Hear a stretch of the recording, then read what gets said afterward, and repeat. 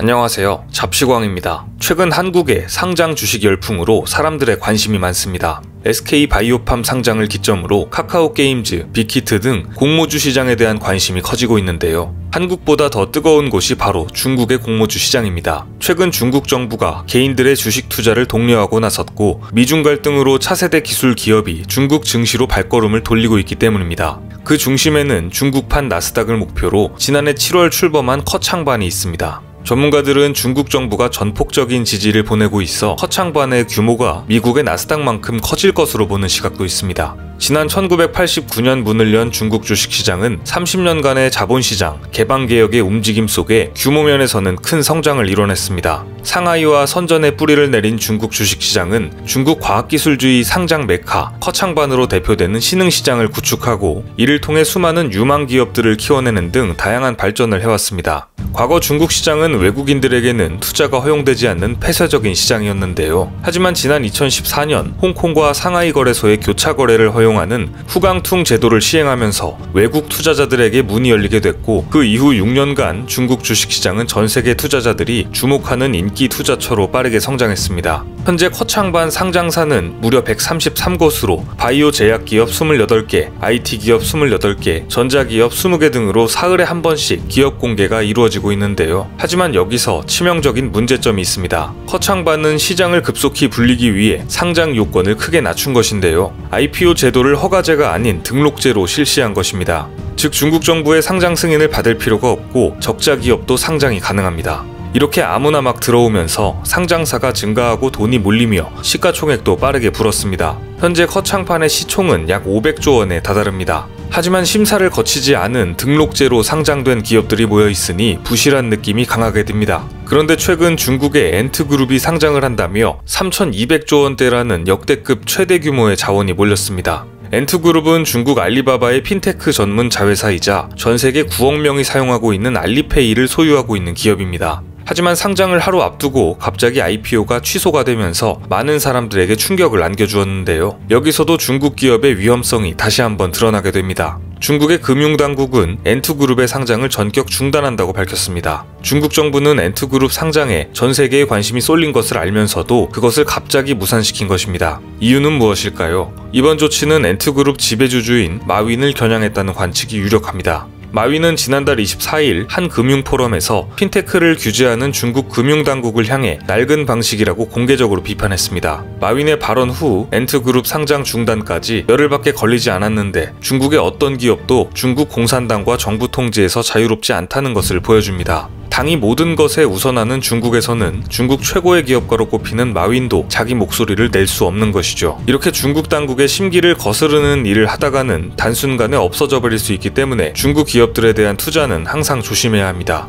이뿐만이 아닙니다. 중국의 기업들은 회계가 불투명하고 조작이 빈번히 일어나기로 유명합니다. 몇 달 전 악질적인 회계 부정 사건을 일으켜 미국과 중국을 비롯한 전 세계 투자자들에게 수조 원대 손실을 끼친 중국의 루이싱커피 사건만 보아도 알 수 있습니다. 중국에서 급성장하며 세계 최대 커피 체인 스타벅스를 넘어서겠다고 호언장담했던 루이싱커피는 지난 4월 돌연 회계 부정 사실을 밝혀 시장에 큰 충격을 안겼습니다. 결국 이 회사는 지난 6월 나스닥 상장이 폐지되면서 몇 조 원대의 투자금이 한순간에 날아가게 됩니다. 그 뒤에 중국 당국이 조사를 한 결과에 따르면 루이싱커피가 작년 4월부터 12월까지 총 1억 2,300만 잔의 커피 주문량을 가짜로 만들어낸 것이 드러났다고 발표했습니다. 그런데 이런 역대급 사기를 벌이고도 중국에서는 범죄를 주도한 이들에 관한 처벌 소식은 아직 들리지 않고 있습니다. 단순히 벌금만 부과되었는데요. 중국 증권당국은 루이싱커피 법인 두 곳에 각각 200만 위안씩 총 400만 위안, 한화로 약 6억 8천만 원의 벌금을 부과했다고 밝혔습니다. 몇 조 원대의 사기를 쳐놓고 고작 7억 원의 벌금이라니 어이가 없습니다. 회계 부정 사건은 또 있습니다. 지난 4월 미국 증시에 상장된 중국 최대 교육기업 하오웨이라이도 회계 부정이 공개됐습니다.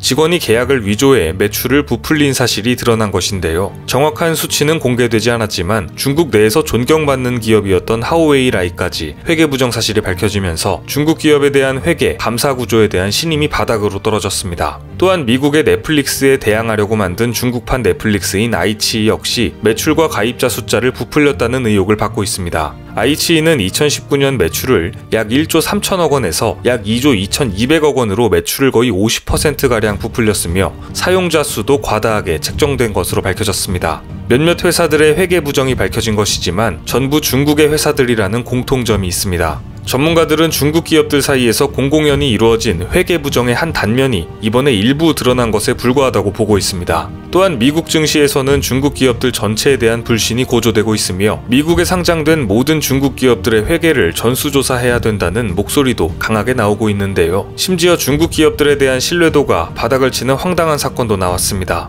최근 미국의 대형 중국 음식 프랜차이즈 업체인 판다 익스프레스가 중국에 처음으로 상륙했다는 소식이 중국 온라인상에서 큰 화제를 모았습니다. 판다 익스프레스는 중식 패스트푸드 체인으로 미국과 더불어 세계 각국의 수천 개의 매장을 운영하며 인기를 모았지만 정작 중국 시장에는 진출하지 않아 중국인들이 큰 관심을 가졌던 업체이기 때문인데요. 그런데 이마저도 결국 본사의 허가를 받지 않은 짝퉁 음식점으로 밝혀져 큰 논란을 일으켰습니다. 짝퉁 식당도 아니고 짝퉁 프랜차이즈라니 정말 스케일이 남다른 것 같습니다. 중국 기업들은 분명 기술적 본질을 외면한 채 꼼수에 의존하고 있습니다. 이런 기업들이 모여서 중국 경제를 형성하다 보니 자연스럽게 중국 경제에 거품이 낄 수밖에 없겠죠. 반면 한국은 글로벌 시장에서 두각을 나타내는 대기업들 뿐만 아니라 기술로 무장한 다양한 강소기업들이 존재합니다. 최근 감염병이 발생하자 기다렸다는 듯이 나타나서 수출하는 마스크, 진단키트 제조업체들만 보아도 알 수 있는 사실입니다. 그런데 최근 중국이 저가 정책으로 장악하고 있는 전자부품 분야에서 기술력으로 중국 기업들을 제압하고 있는 한국의 강소기업들이 주목받고 있습니다. 우리나라의 파인테크닉스와 넥스트칩이라는 기업입니다.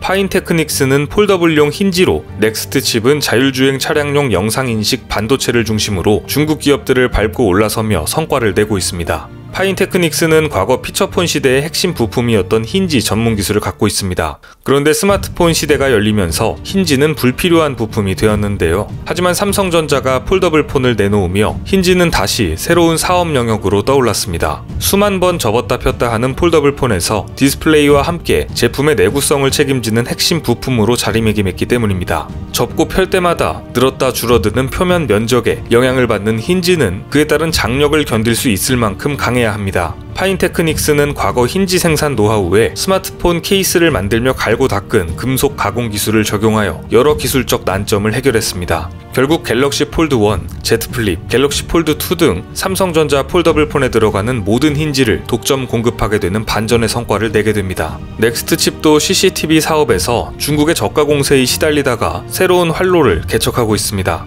넥스트칩이 만드는 영상 반도체는 사물 인식과 조명거리 등에서 중국산을 압도하지만 실적 하락을 피해갈 수 없었는데요. 상당수 수요처가 질은 떨어지더라도 값이 싼 중국산 반도체를 선호했기 때문입니다. 높은 품질에 맞는 새로운 시장을 탐색하던 넥스트칩 경영진은 새롭게 떠오르는 자율주행 자동차를 주목했습니다. 카메라는 자율주행차가 주변 환경을 인식하는 주요 수단 중 하나인데요. 차선과 장애물, 보행자 등을 보다 빠르고 선명하게 인식해 운전자 보조 시스템에 전달하는 것이 자동차의 주행 안전성과 직결됩니다. 특히 명암 변화와 악천 후에도 카메라가 사물을 제대로 인식하는 것은 넥스트칩이 CCTV용 반도체 개발 초기부터 노력해온 분야였습니다. 중국 업체와의 경합에서 생존하기 위해 2013년 자율주행차용 반도체 개발을 시작한 넥스트칩의 노력은 기술력을 바탕으로 서서히 결실을 맺고 있습니다. 자율주행차용 영상 반도체가 내년 개발을 마무리하고 2022년부터는 본격 생산될 예정이라고 하는데요. 기술력 없이 싼 가격과 꼼수로 승부를 보려는 중국 기업들을 따돌리고 올라서길 기대해봅니다.